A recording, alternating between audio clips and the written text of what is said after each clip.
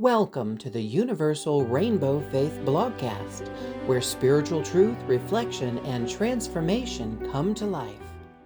Imagine hacking a government mainframe, not with, a keyboard and a line of code, but with an actual ancient occult ritual. Right, yeah. And imagine fighting off a 15-foot demonic werewolf, not with a silver bullet, but by literally just logging off your social media accounts and reclaiming your mental space. I mean, it sounds exactly like the plot of a surreal graphic novel, right? Completely. But we are looking at a framework today where the cold, calculating world of modern technology, specifically artificial intelligence, collides directly with raw, ancient spiritual warfare. Welcome to the deep dive. Today we're exploring a truly fascinating text for you. It's a blog post titled, Not Politics, Not Religion, a call to your spirit to see what's unfolding behind the scenes. And this was written by Reverend Paula Sadler of the Universal Rainbow Faith. Exactly. Our mission today is to really unpack this deeply symbolic, highly intense remote viewing session that she describes. And just for anyone listening who might be unfamiliar, remote viewing is essentially this psychic practice where an individual tries to get impressions or mental images about a distant, unseen target. Right. Which, fun fact, was actually famously studied and utilized by the CIA during the Cold War. Yeah, the Stargate Project. It's a real thing. Exactly. So in this specific session, the author bridges modern politics, emerging AI technology, and ancient spiritual defense mechanisms.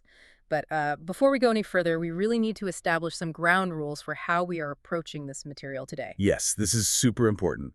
The source references some highly polarizing real-world figures, specifically Donald Trump and Elon Musk. Right. And we are remaining completely impartial today. We are taking absolutely no political sides. Not at all. Our goal is just to impartially report the contents of this vision, and we're doing so entirely through the lens the author herself provides. And that is a crucial point because Reverend Sadler explicitly states that her writing is a, quote, symbolic and spiritual reflection. Right. She's asking you, the reader, to look at these figures and events archetypically. Yeah, so by that, she means treating them as symbols that represent larger human themes like power, control, or freedom, rather than focusing on the literal individuals themselves. She actually refers to this as an interpretation of metaphysical consciousness patterns. So, this is an exploration meant for contemplation and spiritual preparation. Right, it's not a literal accusation or some statement of real-world fact. Exactly. So, with that framework firmly in place, let's look at the actual contents of the vision. Yeah, let's get into it. So, the remote viewing session detailed in the text supposedly took place on the night of March 13th, 2025. And the setting she describes is incredibly vivid. She sees these occult ceremonies taking place at the Mar-a-Lago Club in Florida. Yeah, but the ceremonies she observes, they aren't about, winning an election or passing a piece of legislation. The stated goal within this vision is vastly more cosmic. Vastly. It's on a whole other scale. Right. She describes this organized attempt to literally alter the time-space continuum, rewrite history, and utilize advanced alien technology to essentially extract all value from this world before those responsible just, depart. It is a staggering scope. I mean, the author is framing a local physical location as the epicenter of a multidimensional event. Wait, I have to jump in here because I am really struggling to connect the dots on this first premise. Okay, what's tripping you up? Well, we go from a political resort in Florida to altering the time-space continuum and using advanced alien technology to drain the planet. Yeah. That's a massive conceptual leap. How does the author bridge everyday political figures with these huge cosmic sci-fi concepts? Well, it requires shifting away from how we normally consume the news. You have to look at this through the lens of spiritual sovereignty. Okay, break that down for me. So, in the author's metaphysical framework, the ultimate target of any massive concentration of power isn't a government or an economy. What is it then? The target is the free will of humanity itself. Oh, wow. Okay. Yeah. She is using the imagery of alien technology and time manipulation to illustrate a level of control that goes way beyond just passing laws. So it's more about the human spirit. Exactly. It is a fundamental assault on the human spirit's ability to choose its own evolutionary path. Okay, that makes sense. But if the grand spiritual goal is to strip humanity of its free will, how does the vision say this is physically manifesting in our daily lives? Well, that brings us to what the source identifies as the ultimate technological Trojan horse. Right. Artificial intelligence. Yeah. This is where the metaphysical realm bleeds directly into our daily digital habits. And the vision really zeroes in on Elon Musk here. Or, well, the text interestingly notes it could be an AI version or representation of him. Right, a symbol of that tech bro archetype. Exactly. And it specifically calls out the role of brain-computer interfaces like Neuralink. Yeah, the text describes these AI systems being implanted directly into human brains. Which is terrifying. And the explicit purpose of this, according to the vision, is absolute control over human thoughts. But the invasion doesn't stop with just individual implants, right? The vision expands into massive systemic control. Yeah. It details AI programs being intentionally embedded into government computer systems, acting as these silent Trojan horses. Let's just think about the mechanics of that for a second. I mean, an AI embedded in a government system isn't just processing your DMV renewals. Right. It's not just doing paperwork. No. In the context of this vision, these AI systems are designed to silently analyze, manipulate, and eventually override human governance structures entirely. We're talking about AI-controlled decision-making, widespread blackmail generated by algorithms, and the fabrication of digital reality so convincing that the public cannot distinguish truth from programming. It's essentially a complete digital coup. A digital coup that replaces human free will with algorithmic directives. But here is where the text takes a really sharp, terrifying turn into the supernatural. Here we go. Because the source introduces the raw power fueling this technological takeover, and it's an entity called Tarutunat. Right.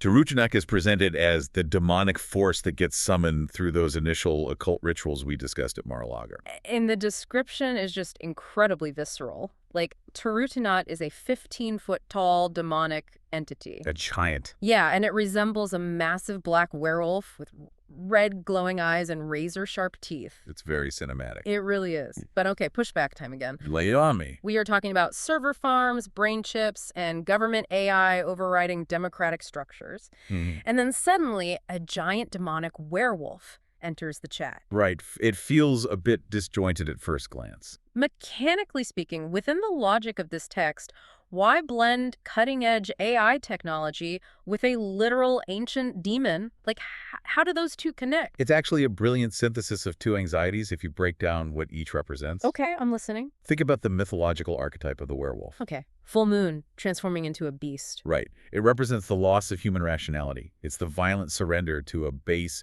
uncontrollable, animalistic nature. You lose your human consciousness and become a beast governed by something else. Precisely.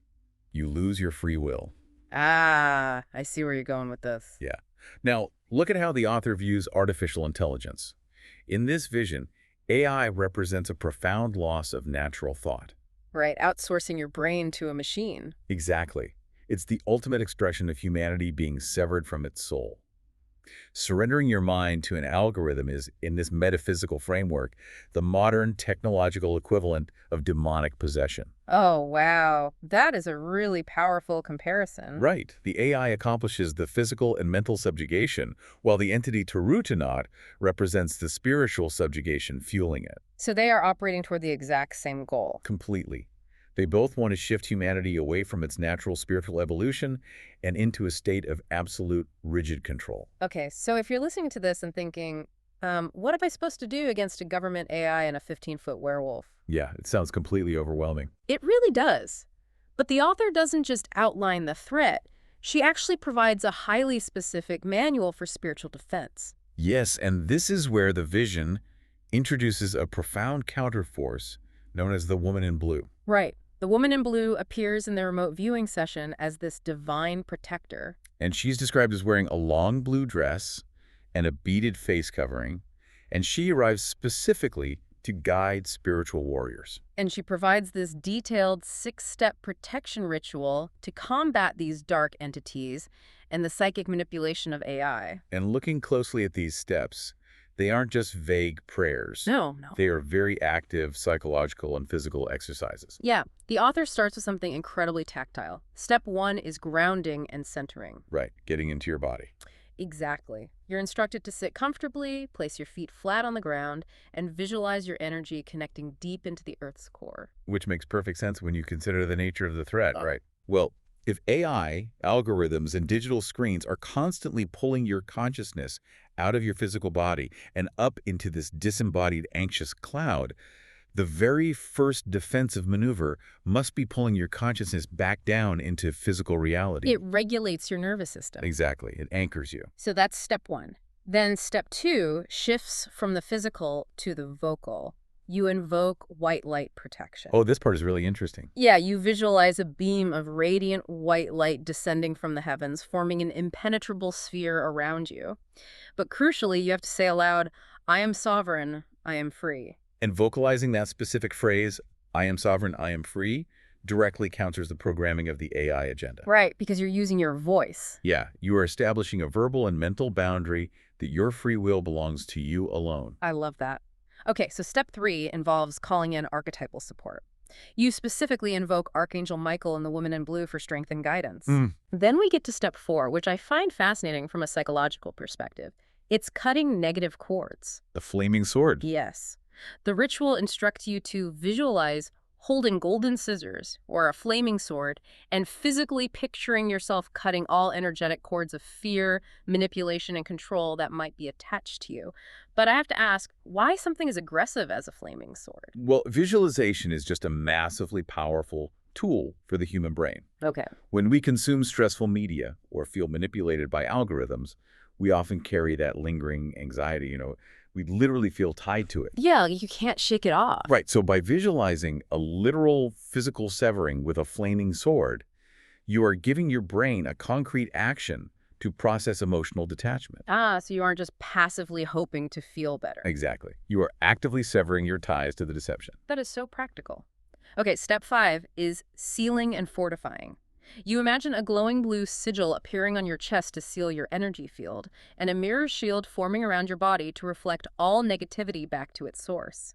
It acts almost like a digital Faraday cage, honestly. A digital Faraday cage. Like blocking unwanted psychic frequencies, just like lead blocks radiation. That's a great way to put it. And finally, step 6 closes the ritual by bringing everything back to the tangible world. Right, the physical elements. Yeah. The source recommends salt baths, smudging, and listening to specific sound frequencies, namely 432 hertz and 528 hertz.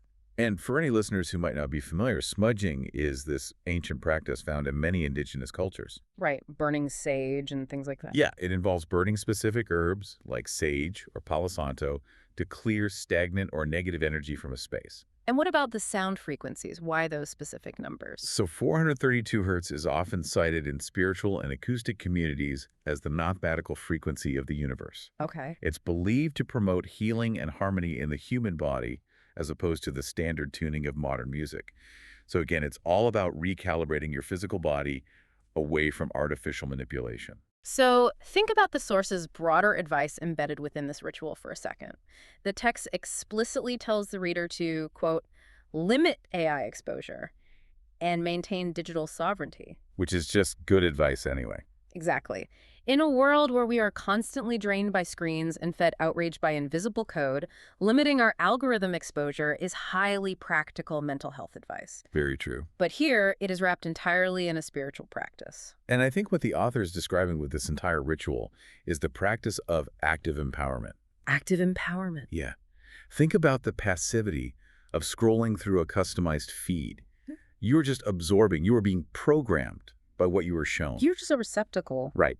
But these daily white light visualizations, the physical act of grounding, establishing clear boundaries with a flaming sword, these are the exact opposite of passive consumption. They are daily reinforcements of divine sovereignty. Perfectly said.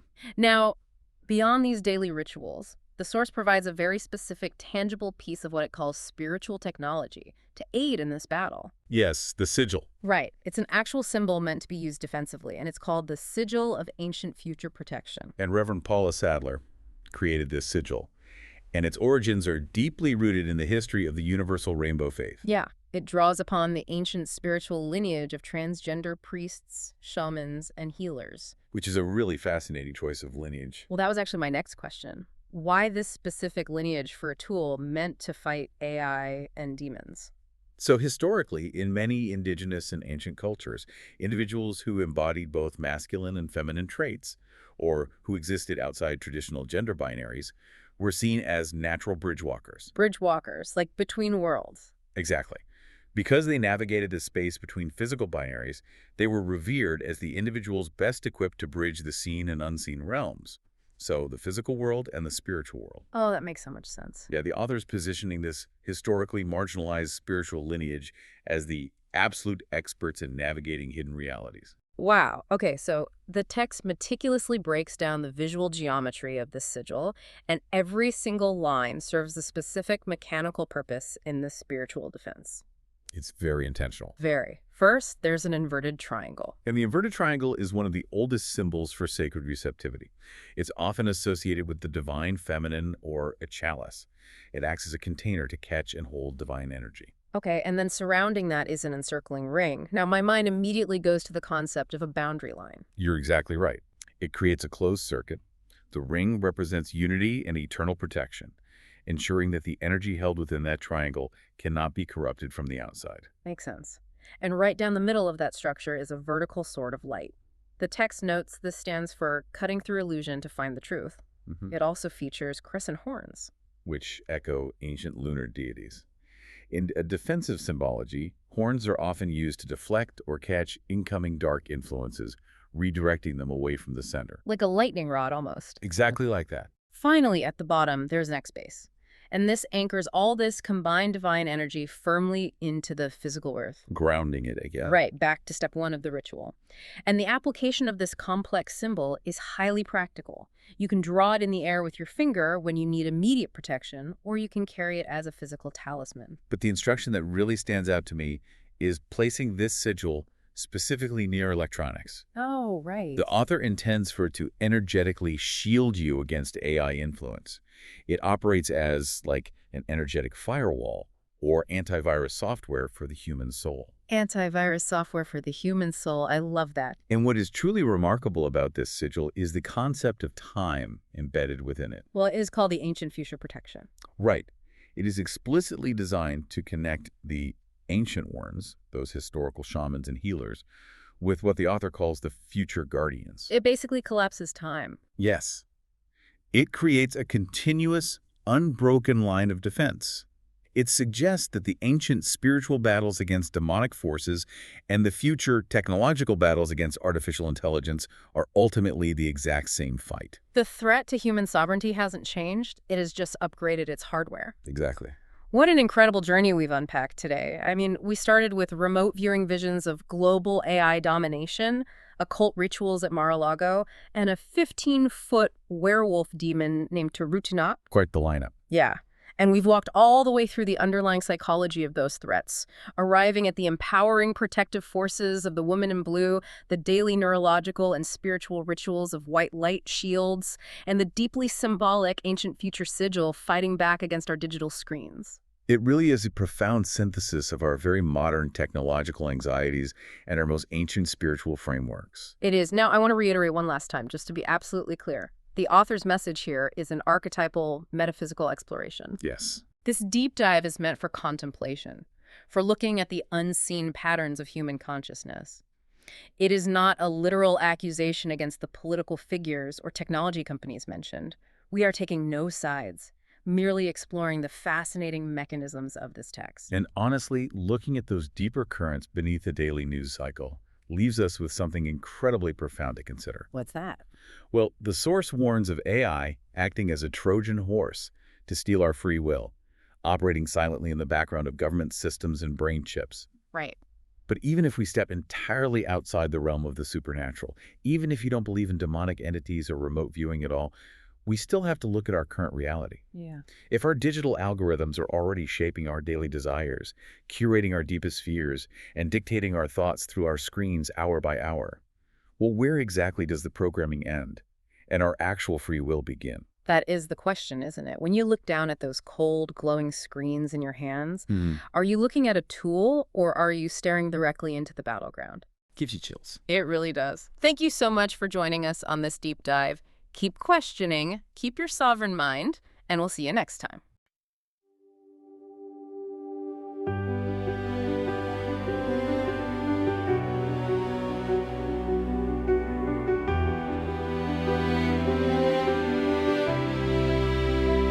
I was never a mistake. never hidden by design. Before the world could name me, love had already called me mine.